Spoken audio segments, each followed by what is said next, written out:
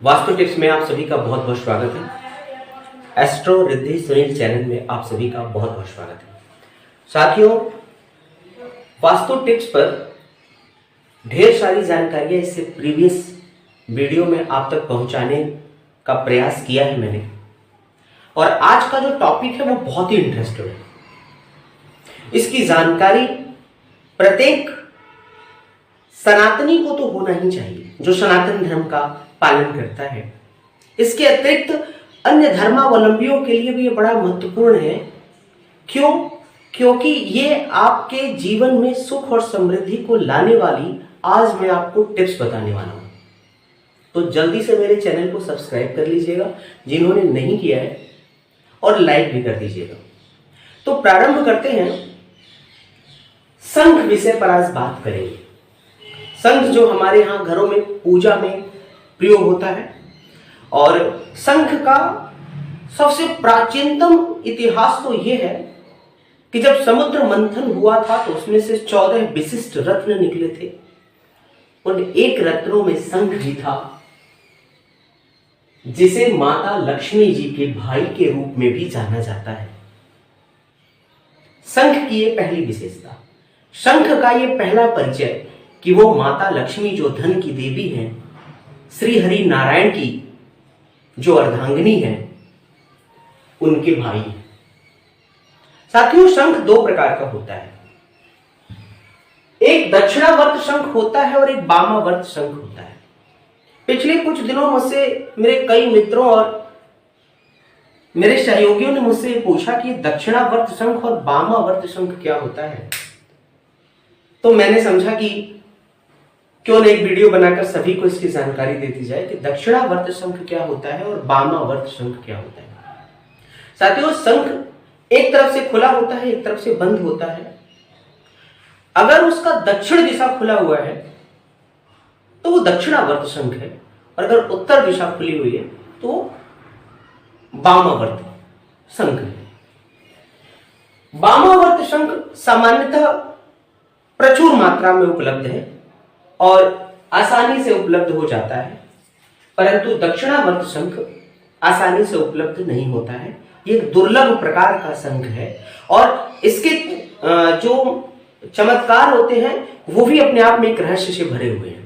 बहुत ही शुभ फलदायी ये शंख होता है। अगर आपके घर में है तो आप अपने आप को भाग्यशाली समझें।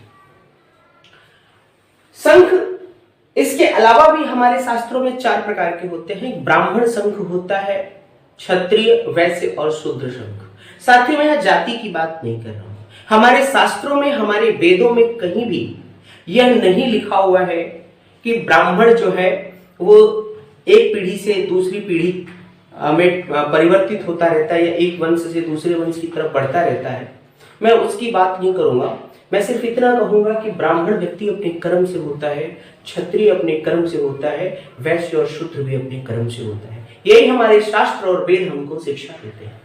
तो ब्राह्मण संघ एक होता है, ब्राह्मण संज्ञक, क्षत्रिय संज्ञक, वैश्य संज्ञक और शूद्र संज्ञक। अब आपके घर में किस प्रकार का शंख है इसके बारे में भी आपको बिल्कुल जानकारी होनी चाहिए।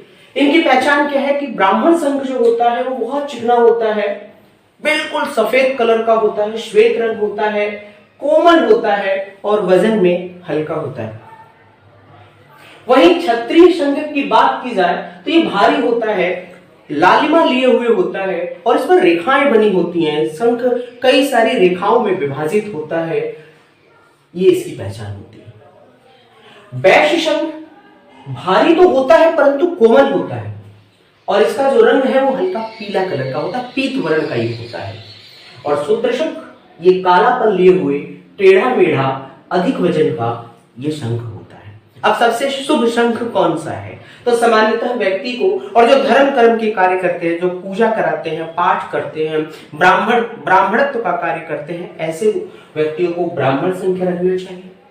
ऐसे व्यक्तियों को जो युद्ध में या उनका काम क्षत्रियों वाले हैं, समाज की रक्षा करना है, ऐसे व्यक्तियों को ये क्षत्रिय वर्ण के शंख अपने हाथ रखना चाहिए।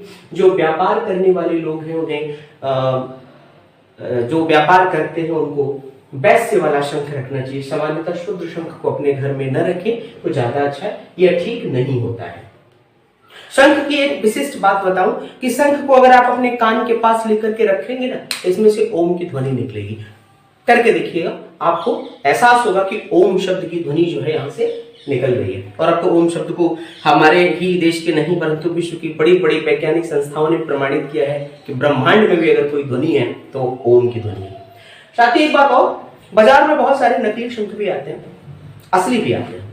अब नकली की पहचान क्या है? अगर आप शंख को नमक और पानी के घोल में 5 दिन से ज्यादा रख दें और अगर वो नकली शंख है तो वो काला पड़ जाएगा या फट जाएगा, परंतु असली है तो अपने रंग को नहीं छोड़ेगा और ना ही वो फटेगा। फटना तो दूर की बात है, उसमें चटकन भी नहीं आएगी, वो क्रैक भी नहीं होगा, परंतु नकली वाले के साथ ही हो जाएगा। तो आप इसका परीक्षण नहीं कर पाएंगे। शंख को घर में रखना बड़ा ही अच्छा माना जाता है, खासतौर से दक्षिणावर्त शंख अगर आपके पास है तो बहुत अच्छी बात है। परंतु शंख को रखने से पहले शंख का एक पूजन भी करना चाहिए। और शंख के पूजन की विधि क्या है कि शंख को शुभ मुहूर्त में अपने हाथों में उसको ले, उसमें कोई चांदी या सोने की अगर छोटा सा अंश या मुद्रा है तो उसमें रखें, जल भरें और घी और धूप बत्ती जलाने के बाद ये मंत्र मैंने आप लोगों को लिखा है, ओम ह्रीं क्लीं श्रीं नमः क्लीं। इस मंत्र की कम से कम 13 माला जपने के बाद आपको अपने पूजा स्थल पर या किसी ऐसे स्थान पर जो आपके घर में पूजनीय हो, पवित्र हो, जहां पूजा की जाती हो, उसको स्थापित कर दीजिए और नित्य प्रतिदिन शंख की पूजा करिए। और फिर देखिए आपके घर में बहुत सारे वास्तु दोष समाप्त हो जाते हैं और आपके लिए प्रगति के मार्ग खुल जाते हैं। हमारे जीवन में बहुत सारी बाधाएं कब आती हैं? जब हमारे जीवन में कहीं ना कहीं कुछ इस प्रकार की चीजें जुड़ जाती हैं जो दोषपूर्ण होती है। चाहे वो हमारा घर हो, हमारे घर का एक कमरा हो या कहीं ना कहीं कोई लीकेज हो, उसी चीज को हम वास्तु के द्वारा ठीक कर सकते हैं। और वास्तु में शंख की बहुत बड़ी उपयोगिता है। अगर हम शंख का प्रयोग करें तो हमारे घर में बहुत सारे, इसकी ध्वनि से बहुत सारी नकारात्मक ऊर्जा समाप्त हो जाती है।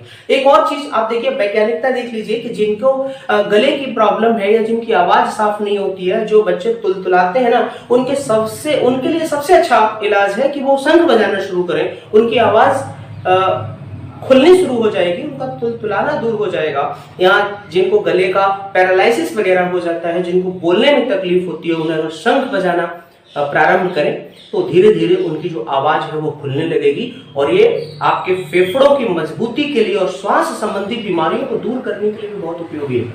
ये तो हमारे आध्यात्म की बात है, हमारे वैज्ञानिकों ने, हमारे पुरातन संतों ने इसको हमें परिचित कराया। आधुनिक विज्ञान भी तो यही कहता है। शंख में कैल्शियम फास्फोरस की प्रचुर मात्रा होती है। अगर आप उसको अपने पास रखते हो, उसको बजाते हैं, तो आपके अंदर कभी कैल्शियम फास्फोरस की कमी नहीं होगी। उसकी ध्वनि से आप पूरी तरह स्वस्थ होंगे। अगर आपको श्वास संबंधी या किसी गले के संबंधी कोई बीमारी हो तो वो दूर होना प्रारंभ हो जाएगी और वास्तु के अनुसार तो आपके घर में ढेरों सारी खुशियां आएंगी। आशा और उम्मीद करता हूं कि आप लोगों को शंख से संबंधित ये जानकारी पसंद आई होगी और अगर पसंद आई है तो एक कमेंट आप जरूर करिएगा। कोई सुझाव या सलाह हो मेरे लिए तो आप जरूर मुझे कमेंट बॉक्स में दीजिएगा, या कोई बात न समझ में आई हो तब भी आप मुझसे पूछ सकते हैं। मैं प्रयास करूंगा कि कमेंट बॉक्स में आपके प्रश्नों का जवाब दे पाऊं। आपका बहुत बहुत स्वागत है। नमस्कार, जय श्री कृष्ण।